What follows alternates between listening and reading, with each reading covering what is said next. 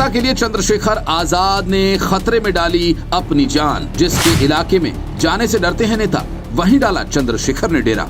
अधिकारियों को जंगल में दौड़ाया तो छूटा बेचारों का पसीना। नगीना की जनता बोल रही है कि सांसद हो तो ऐसा, जब सड़क नहीं बनती तो अधिकारियों को कीचड़ में चलवा देते हैं, जब अधिकारी नहीं सुनते तो लंका लगा देते हैं, और जब वन विभाग वाले जनता का काम नहीं करते तो सबको जंगल में दौड़ा देते हैं। नगीना के पुलिस अधिकारी से लेकर वन विभाग के अधिकारियों तक और स्वास्थ्य विभाग से लेकर बिजली विभाग के अधिकारियों तक सब लोग चंद्रशेखर आजाद से परेशान हैं, क्योंकि ऐसा सांसद उन्होंने पहली बार देखा जो अपनी जनता की एक आवाज पर सड़कों पर उतर जाता है और अधिकारियों को भी वहीं बुला लेता है। अब सोचिए कि बिजनौर में इस वक्त गुलदार का आतंक है, वो लोगों को खा रहा है, वन विभाग सो रहा है। इसके विरोध में स्थानीय लोग, भीम आर्मी लगातार स्थानीय अधिकारियों से मांग कर रहे हैं कि गुलदार को पकड़ा जाए, लेकिन जब अधिकारियों ने नहीं सुनी तो चंद्रशेखर आजाद खुद पहुंच गए। और इससे भी बड़ी बात यह कि वो उस गांव में उस रात रुके जहां गुलदार के हमले का लगातार भय है। क्या आपने इससे पहले कभी सुना था कि कोई नेता अपनी जान जोखिम में डाले?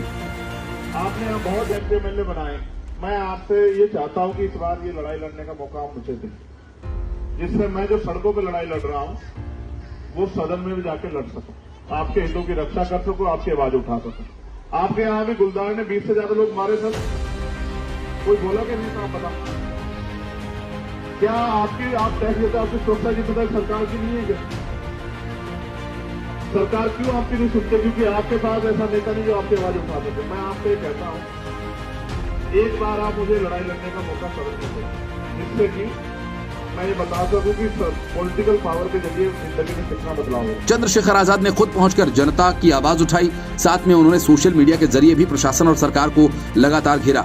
उन्होंने ट्विटर पर एक आंकड़ा भी शेयर किया कि जिसमें साफ नजर आता है कि गुलदार ने क्या हाल मचाया हुआ है। गुलदार ने 2024 में 43 लोगों को निशाना बनाया, 2025 में 9 को निवाला बना चुका है। प्रशासन को उन लोगों को ढूंढने में मुश्किल होती है तो लिस्ट हम दे देते हैं जिनको गुलदार ने अपना शिकार बनाया। 13 सितंबर को नजीबाबाद के गांव इससेपुर में मीरा को अपना निवाला बनाया। 9 सितंबर को मथुरा मोड़ पर 8 साल के हर्षित को शिकार बनाया। 5 सितंबर को नगीना देहात क्षेत्र के गाँव कंडरवाला में 12 साल की गुड़िया को खा गया। 2 सितंबर को मंडावली क्षेत्र के गाँव रामदास वाली में 10 साल के जानू को निकला।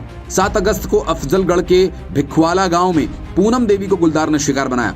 2 अगस्त को अफजलगढ़ के ही मोहल्ला मझौली में अलका को खा गया। 30 जून को मंडावर क्षेत्र में गांव कोहरपुर में 1.5 साल के मयंक का शिकार किया। 18 मई को चांदपुर क्षेत्र के गांव सबदलपुर तेली में 40 साल की शमीना को शिकार बनाया। 27 फरवरी को चांदपुर के गांव चौंधेड़ी में 35 साल की सुमन को गुलदार ने अपना निवाला बनाया। ये आंकड़े जवाब हैं उन लोगों को जो ये कह रहे हैं कि सांसद गुलदार को पकड़वाने के लिए गाँव में डेरा क्यों डाले बैठा है और इसमें इतना इंटरेस्ट क्यों ले रहा है। आप सोचिए, कितनी माओं की गोद सूनी हो गई, कितने ही बच्चे अनाथ हो गए। प्रशासन मजे से सो रहा है। उसी को जगाने के लिए चंद्रशेखर आजाद ने रात के अंधेरे में अपनी जान की परवाह किए बिना उस गांव में डेरा डाला जहां गुलदार का खतरा है। साथ ही उन्होंने यूपी सरकार से तीखे सवाल भी किए। जिस गांव में गुलदार द्वारा हत्या की गई थी, एक 9 साल के बच्चे की, उसी गांव में आज हमारा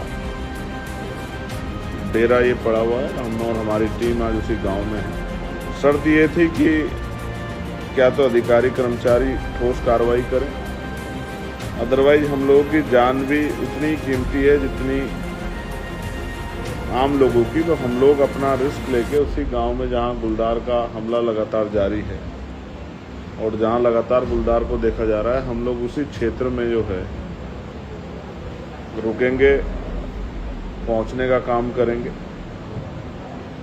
और लोगों की आवाज उठाने का काम करेंगे। ये शायद पहली बार होगा कि जब कोई सांसद गुलदार को पकड़वाने के लिए खुद जंगल में उतर गया। इसलिए नगीना की जनता कह रही है कि हमने सही सांसद चुना है और बाकी देश के लोग कह रहे हैं कि सांसद हो तो ऐसा। किसके आदेश से लगे, इसका बजट कहां से आया, इसको डीएफओ ने परमिशन दी थी नहीं दी थी, उसके कागज कहां, इसकी जांच कराएं। लेकिन आप सबसे महत्वपूर्ण ये समझो, 8 साल का बच्चा जिसकी जान गई, हर्षित, मैंने जब उसके पिता से बात की तो उसके पिता ने मुझसे कहा कि मेरा बच्चा तो चला गया, लेकिन सांसद जी किसी और का बच्चा ना जाए, ये जितनी जिम्मेदारी मेरी है इतनी आपकी भी है। मैंने उसको कहा कि अगर आपको भी चंद्रशेखर आजाद का ये काम पसंद आए तो कमेंट बॉक्स में उनका नाम लिखें, और अगर आपको लगता है कि एक सांसद को ऐसा नहीं करना चाहिए तब भी आप अपनी राय जरूर दें।